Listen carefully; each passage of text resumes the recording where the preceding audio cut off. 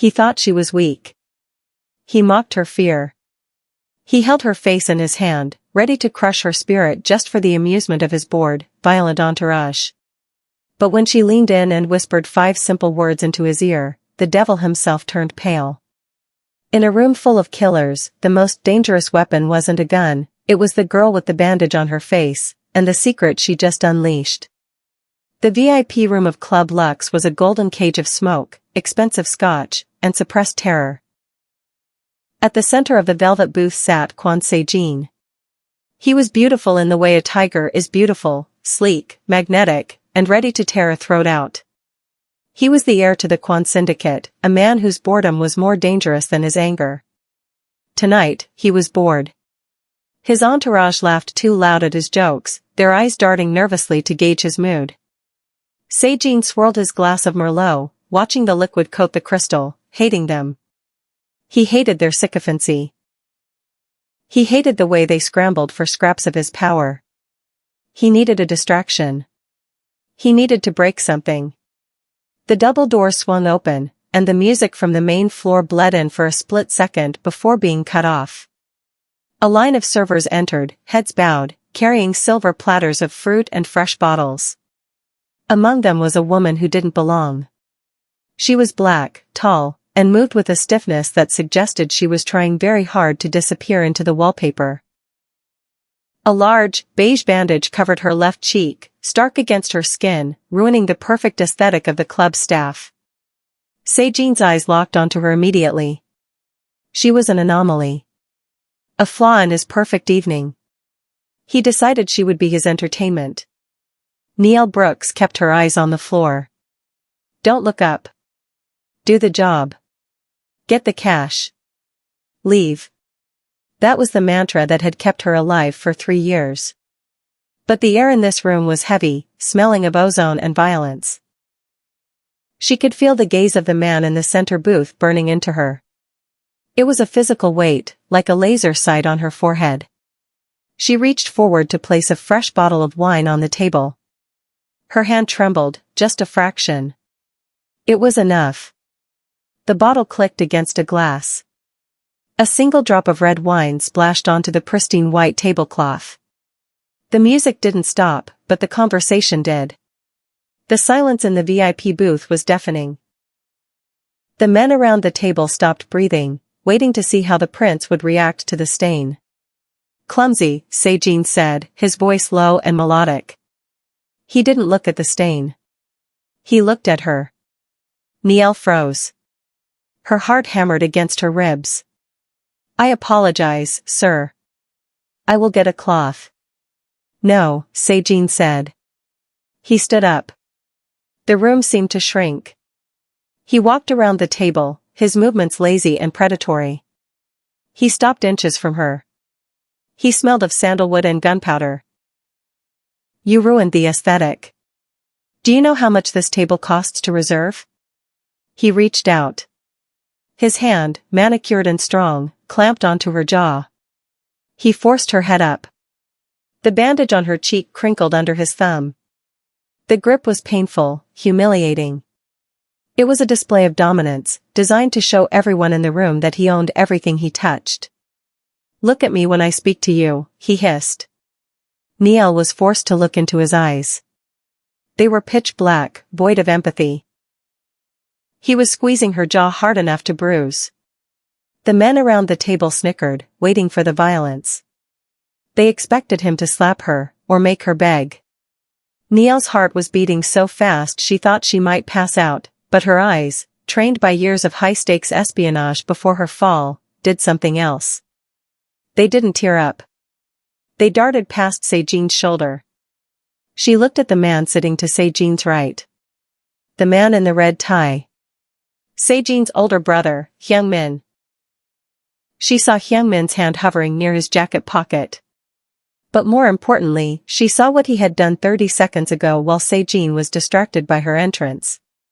She had seen the tiny vial slipped from his cuff. She had read the silent words he mouthed to the guard standing behind him, "It's done. He dies tonight."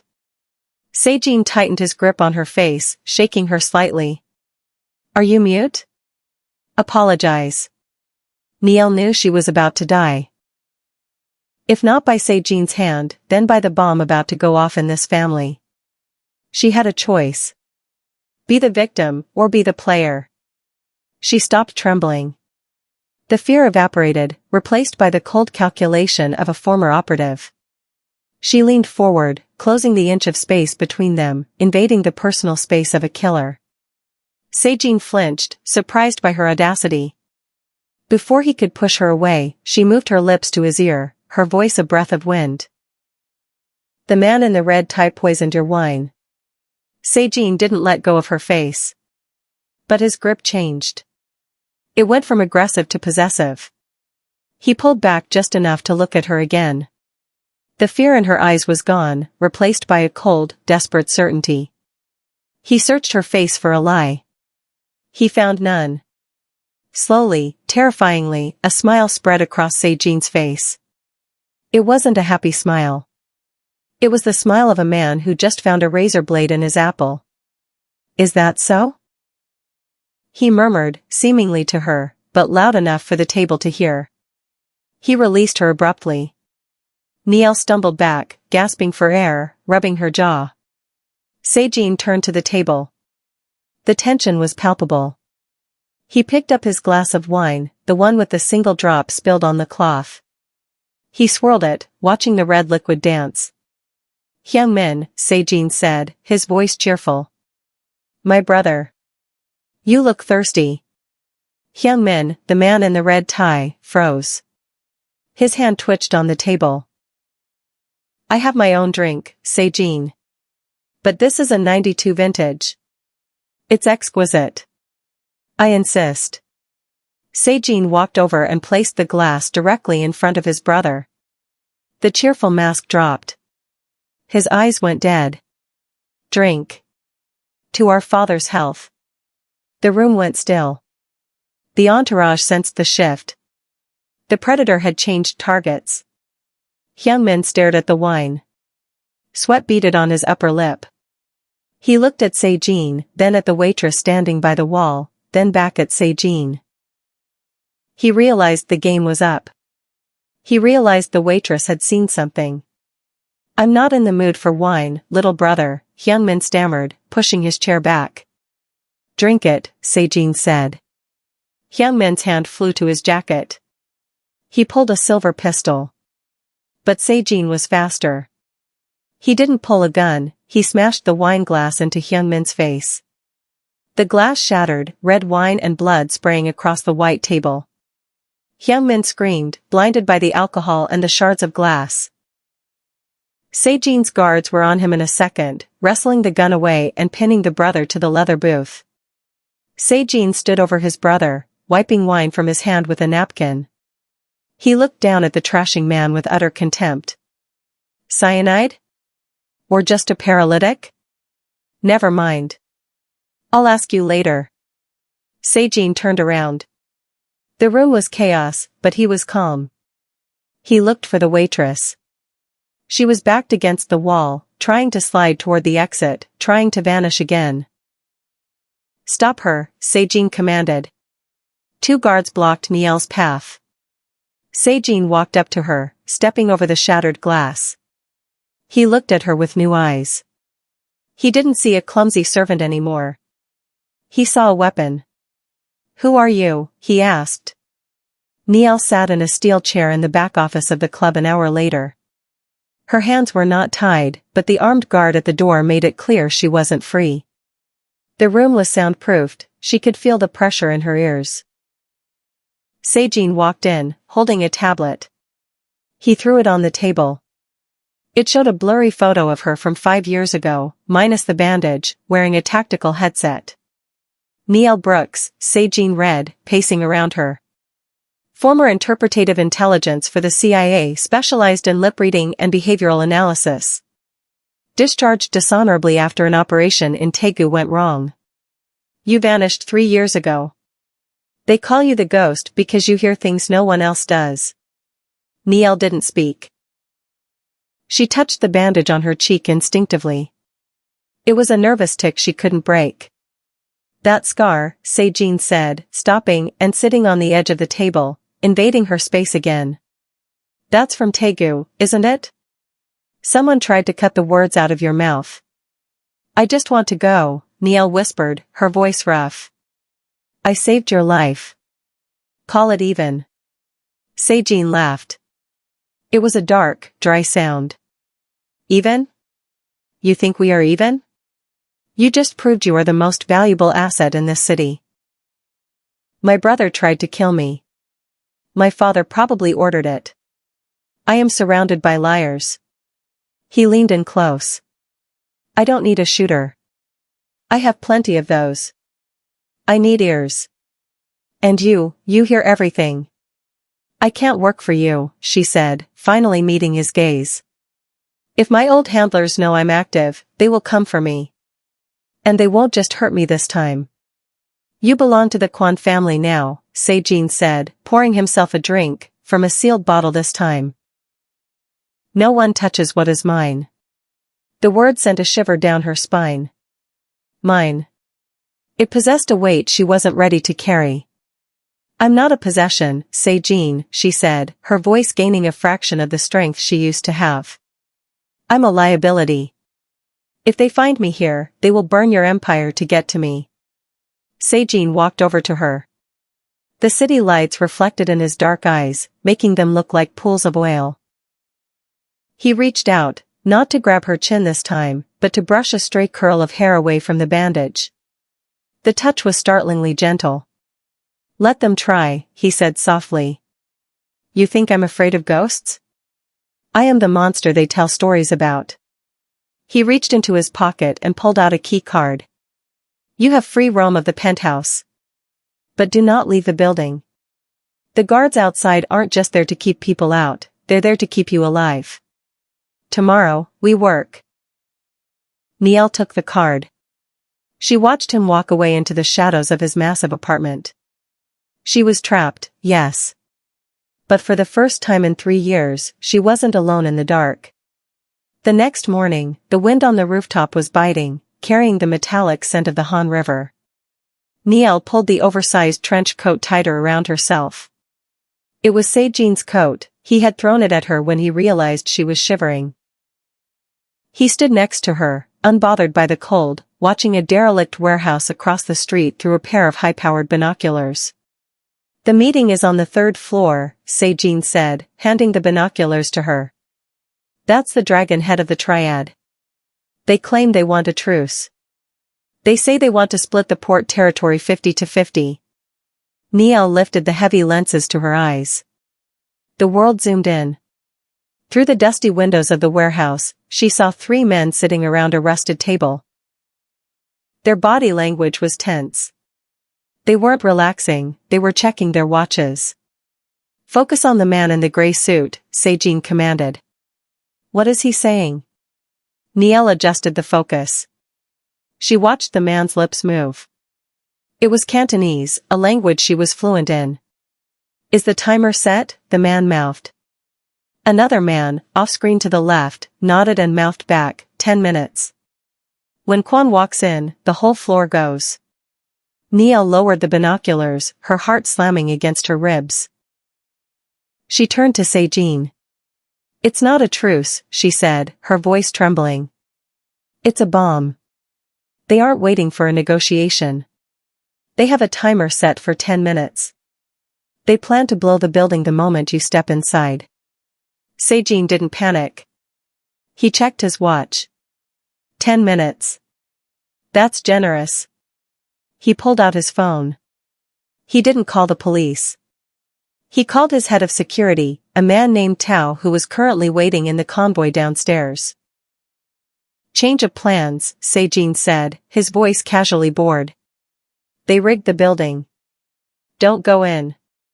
Send the drone. Nyelle watched as Se-jin tapped a few commands onto a tablet.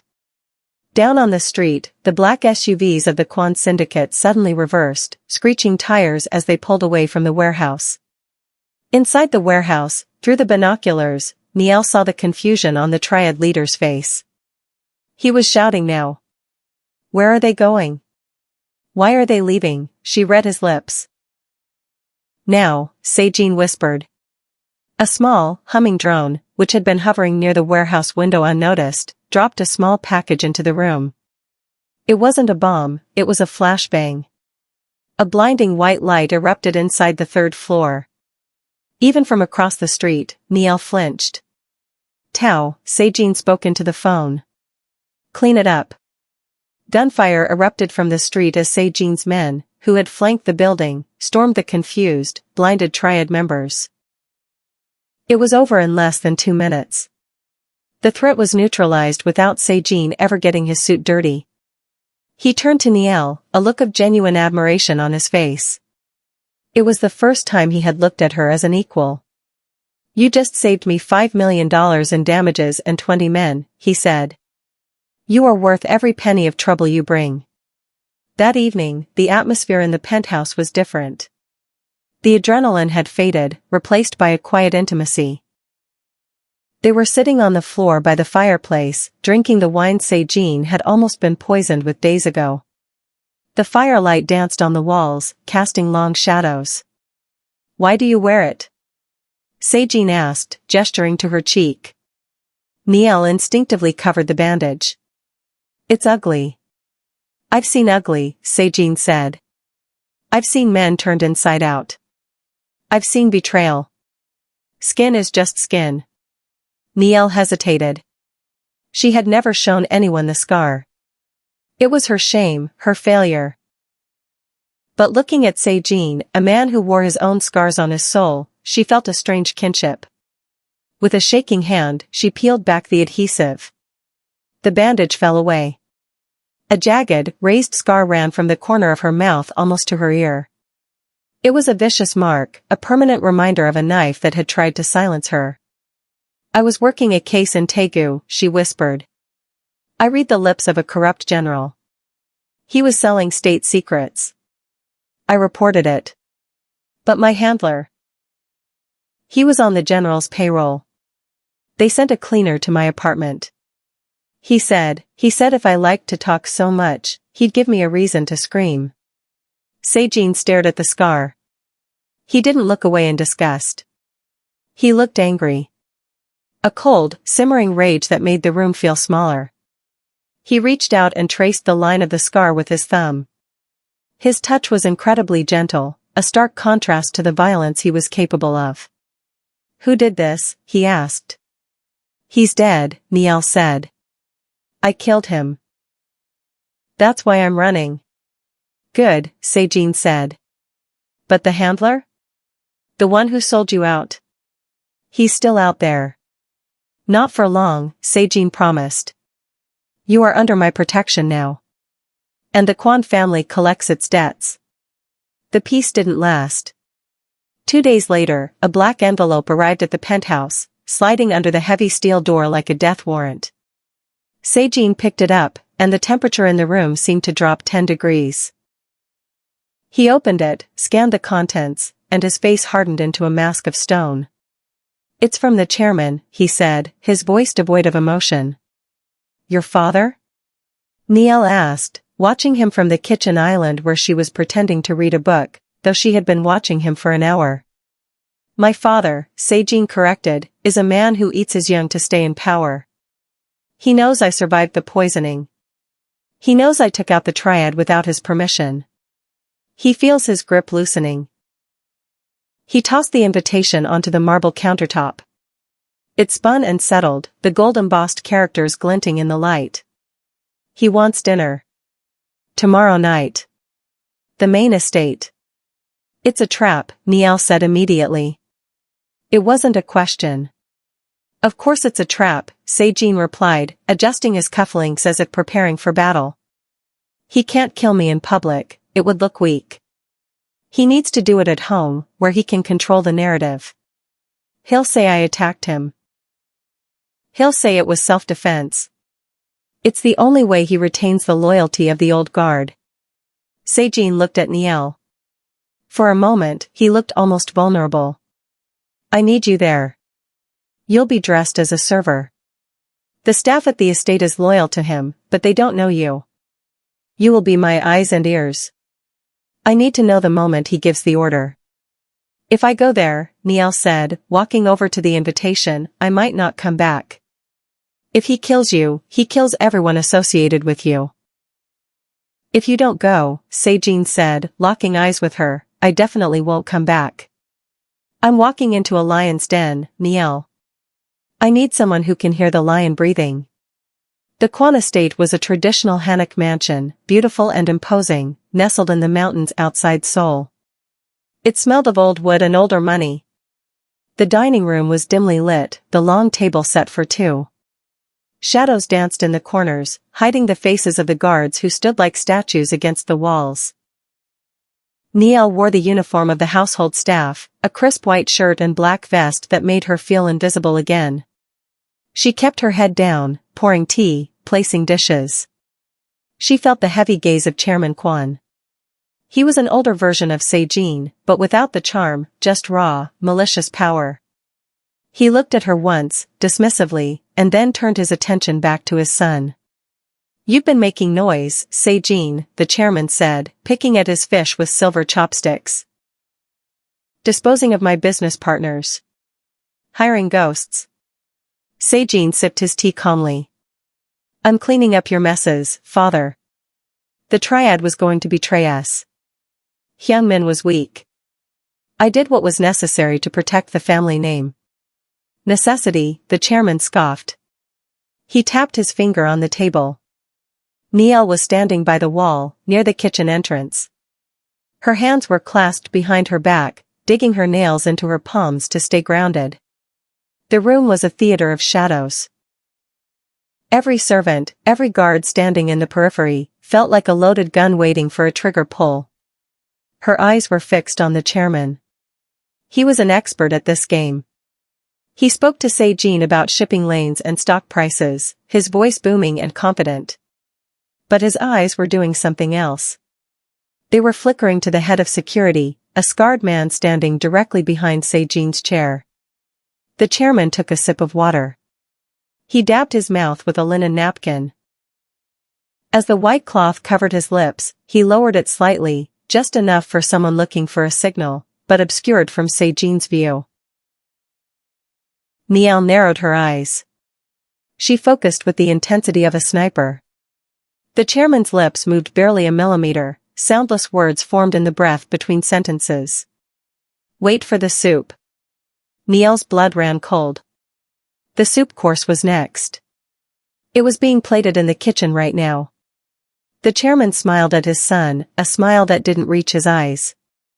I have prepared your favorite. Galbi tang. Just like your mother used to make. Se-jin nodded, playing the part of the dutiful son. Thank you, father. He didn't know. Se-jin was smart, but he couldn't see what was happening behind his back. The head of security shifted his weight. His hand drifted toward the steak knife on the sideboard. The kitchen door swung open. Two servers walked in, carrying steaming bowls of soup. The chairman looked at the guard and mouthed one final word. Now. Time seemed to distort, stretching like taffy. Nyelle saw the guard behind Se-jin tense his muscles, preparing to lunge while Se-jin was distracted by the soup placement. She couldn't shout. If she shouted, the guards at the door would shoot her before she finished the sentence. She needed a sound that cut through the noise, a sound that Se-jin, and only Se-jin, would understand instantly. She grabbed a heavy silver tray from the side table, piled high with crystal glasses. As the guard took his first step toward Se-jin's exposed neck, Nyelle shoved the tray off the table. Crash. The sound was explosive. Shattering crystal and ringing silver echoed through the silent hall like a gunshot. Every head in the room snapped toward her. The chairman flinched. The guard behind Se-jin hesitated for a fraction of a second, his rhythm broken by the sudden chaos. That fraction of a second was all Se-jin needed. He didn't look at Nyelle. He didn't look at the broken glass. He knew what the sound meant. It was the signal. Ambush. Immediate. Se-jin didn't stand up. Instead, he drove his elbow backward with terrifying force. It connected solidly with the gut of the guard behind him. The man doubled over, gasping. Se-jin spun in his chair, grabbing the steak knife from the table in one fluid motion. He slammed the handle into the guard's temple. The man collapsed. The room erupted. Kill him. The chairman roared, abandoning all pretense. Kill them both. The 4 guards by the walls drew their weapons. But Se-jin was already moving. He kicked the heavy oak dining table, flipping it onto its side to create a barricade. Wood splintered as bullets embedded themselves in the tabletop. Get down! Se-jin shouted at Nyelle. Nyelle dove behind the heavy marble pillar near the kitchen. Se-jin wasn't just defending, he was hunting. He pulled a pistol from his ankle holster, a weapon he wasn't supposed to have inside the main house. He fired 2 precise shots. The guard nearest to Nyelle dropped. You ungrateful dog! The chairman screamed, cowering behind his own overturned chair. I made you. I can unmake you. Se-jin ignored the screaming. He was focused on survival. The room was a kill box. Bullets chipped away at the marble pillar where Nyelle was hiding. She curled into a ball, covering her ears, the sound of gunfire triggering memories of Taegu she had tried so hard to bury. Focus, she told herself. Don't freeze. Listen. Even over the gunfire, she heard it. The sound of heavy boots sprinting down the hallway. Not the rhythmic march of the house guards, but the chaotic, urgent sprint of an assault team. Se-jin, she screamed, her voice cutting through the noise. The hallway. North door. 12 men. Se-jin didn't question her. He knew she heard what he couldn't. He had been aiming at the remaining house guards, but he immediately swung his aim toward the ornate double doors on the north wall. The doors burst open. But the men who poured in weren't the chairman's reinforcements. They were wearing tactical gear with a red armband, Se-jin's personal crest. Leading them was Tao, the head of security Se-jin had called at the warehouse. Secure the room. Tao roared. The tide turned instantly. Se-jin's men, younger, faster, and fiercely loyal to the man who actually paid them, overwhelmed the chairman's aging bodyguards. Within seconds, the shooting stopped. The smell of cordite hung heavy in the air. Se-jin stood up from behind the table. He didn't look winded. He looked like a king claiming his throne. He walked over to where his father was huddled on the floor.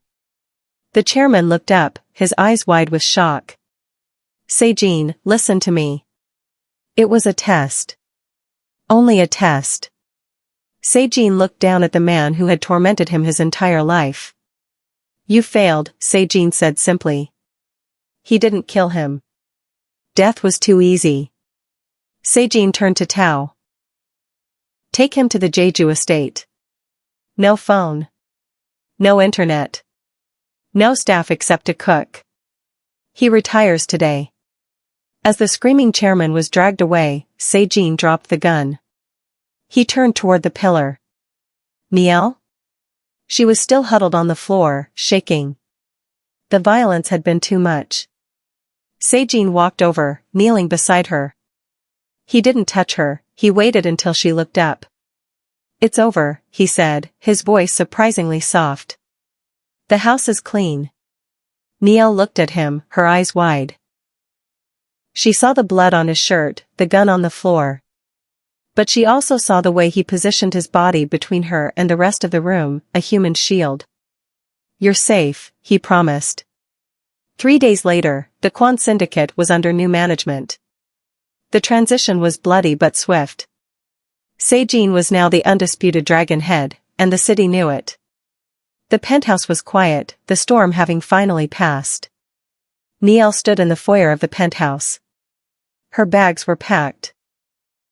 She wore a simple coat and jeans, stripping away the layers of luxury she had worn for the last few days. She looked like Nyelle Brooks again, not the ghost, not a Mafia asset. Se-jin walked in. He looked tired, but the weight that had been on his shoulders for years was gone. He held a thick manila envelope in his hand. He stopped a few feet from her, respecting the distance between them. "Here," he said, extending it to her. Nyelle took it. She opened the flap. Inside was a passport with a new name, a plane ticket to Switzerland, and a bank account key with enough money to live comfortably for 2 lifetimes. "The account is untraceable," Se-jin said, leaning against the doorframe, keeping his hands in his pockets. "The identity is solid. My best forger made it. You can go to Zurich. No one will look for you there. The people who gave you that scar. I handled them yesterday. They won't be a problem anymore." Nyelle looked at the passport. Elena Vance. It was a nice name. It sounded safe. It sounded like freedom. She ran her thumb over the gold lettering. "You're letting me go?" she asked, looking up at him. "You fulfilled your end of the bargain," Se-jin said. His face was unreadable, a perfect mask of indifference. "You saved my life. Twice. You helped me take the throne. We are even. You are free." He turned away, walking toward the massive window that overlooked the city he now owned. "The car is waiting downstairs to take you to the airport. The driver has instructions not to speak to you." Nyelle looked at his back. He was the most powerful man in Seoul. He had thousands of men at his command. Yet, standing there against the vast skyline, silhouetted by the city lights, he looked completely alone. She looked at the door. The exit was right there. She could leave. She could disappear. She could go back to being a ghost, but a rich one this time. A safe one. But she remembered the way he had looked at her scar, not with pity, but with rage on her behalf. She remembered how he stood in front of the bullets at the estate. She remembered that he was the only person in 5 years who had truly seen her, not as a tool or a victim, but as a person. She looked at the passport one last time. Se-jin heard the click of a lighter. He stiffened. He expected the sound of the door closing, the sound of her leaving. Instead, he smelled burning paper. He turned around slowly. Nyelle was standing by the fireplace. She held the passport over the flames, watching the edges curl and blacken, watching Elena Vance turn to ash. She dropped the burning document into the fire and watched it disappear into smoke. "I don't like Switzerland," she said, her voice steady. "It's too cold." Se-jin stared at her.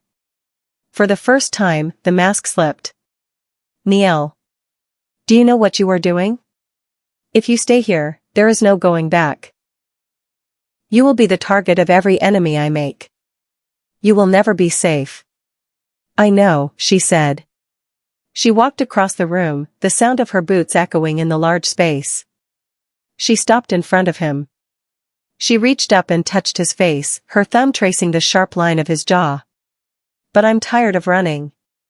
And I'm tired of being invisible." She looked deep into his dark eyes. "Besides, you need someone to watch your back. You're too loud. You miss the whispers." A slow, genuine smile broke across Se-jin's face, a smile that wasn't terrifying, but breathtaking. He reached out, wrapping his arm around her waist, pulling her flush against him. "Then stay," he whispered against her ear, a promise and a command all in one.